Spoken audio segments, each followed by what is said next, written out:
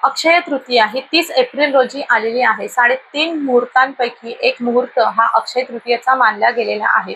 मग ज्या दिवशी आपण जे काही सेवा, तप, दान, धर्म करत असतो ते सर्व काही आपल्याला अक्षय प्रमाणात मिळत असतं. म्हणजे ह्याचे पुण्य आहे जे कधीही न संपणारे, न आटणारे असते. मग अशा आपल्या शुभ दिवशी आपण जर आपल्या घराची स्वच्छता नाही ठेवली तर आपल्या घरामध्ये आपण जी काही सेवा करतो त्याचे आपल्याला पुण्यफळ मिळणार नाही. आणि त्याच दिवशी आपण जर आपल्या पितरांची सेवा केली, माता महालक्ष्मी आणि विष्णू भगवानांची जी समर्पित सेवा केल्या त्याचे पुण्यफळ देखील आपल्याला मिळणार नाही.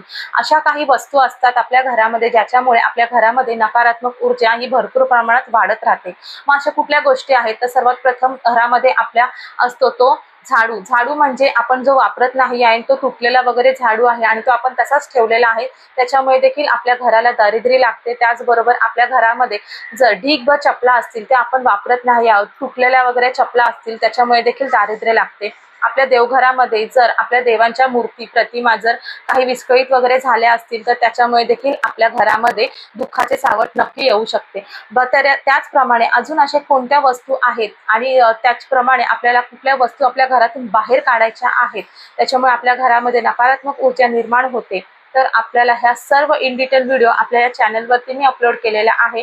व्हिडिओची लिंक मी खाली दिलेली आहे. नक्कीच व्हिडिओच्या लिंकवर क्लिक करा आणि सर्व व्हिडिओ पहा, जेणेकरून अक्षय तृतीया येण्याच्या आधी तुम्ही तुमचं घर स्वच्छ कराल आणि माता महालक्ष्मीचे स्वच्छ घरामध्ये आगमन होईल, प्रवेश होईल. श्री स्वामी समर्थ. जय महाकाल.